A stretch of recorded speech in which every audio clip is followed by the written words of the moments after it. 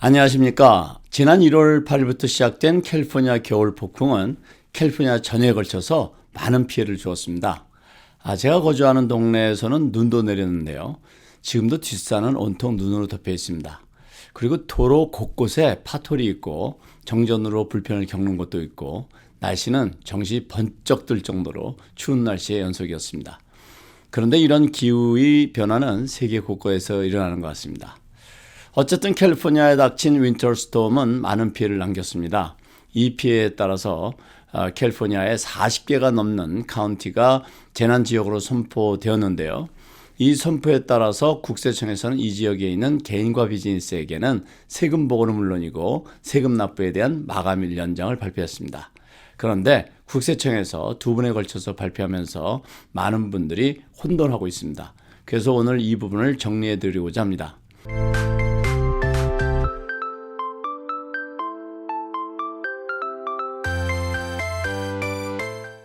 다음부터 설명드리는 것은 연방국세청에서 지난 2월 23일까지 업데이트해서 발표한 내용을 기초로 해서 설명드리는 것입니다. 먼저 재난지역으로 지정된 카운티에 거주하는 개인이나 비즈니스는 3월 15일 또는 4월 15일로 마감되는 모든 세금 보고는 10월 16일까지 자동으로 연장됩니다. 자동으로 연장된다는 것은 별도로 신청하거나 허락을 받을 필요가 없다는 것입니다.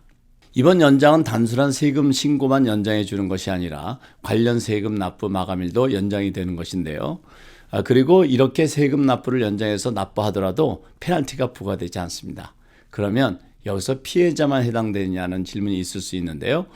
피해 여부와 관계없이 해당 카운티의 거주자들은 모두 해당이 된다고 보시면 되겠습니다.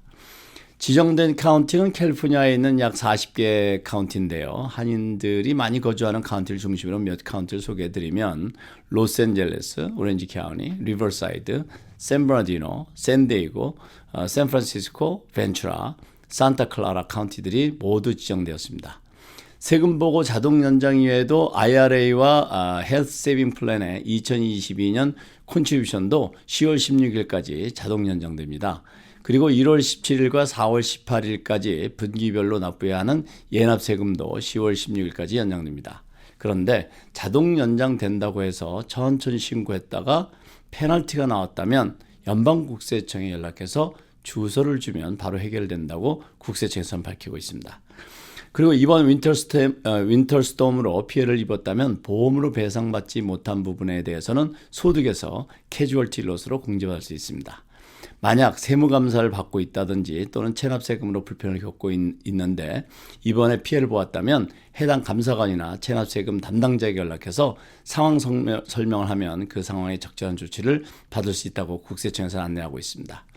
세무감사의 경우 노체인지로 케이스가 자체가 아예 클로스가 될 수도 있고 체납세금이 있을 경우 경감 내지는 상황에 따라서는 탕감도 받을 수 있습니다. 따라서 이런 처지에 계신 분들은 망설이지 마시고 꼭 국세청에 연락하시기 바라겠습니다. 오늘은 지난 1월 8일부터 시작한 캘리포니아에 부닥친 윈터스톰으로 인해서 선포된 재난지역에 대한 국세청 발표를 이해해보았습니다. 혹시 피해보신 분들이 계시다면 조속한 복구를 기원드리겠습니다. 오늘은 여기까지입니다. 감사합니다. 여기저기 흩어져 있는 내 돈 한 손에 모아서 한눈에 볼 수 있습니다. 은행 지출과 여러 개의 카드 지출 한 손에 한눈으로 바로 볼 수 있습니다. 이번 달에는 좀 많이 썼네. 다음 달에 사야겠다고 결정하기가 아주 쉽습니다. 이러면 우리 생활이 좀 달라지겠죠? 오늘부터 내 돈 관리는 비시파이 꼭 가입하시고 부자 되세요.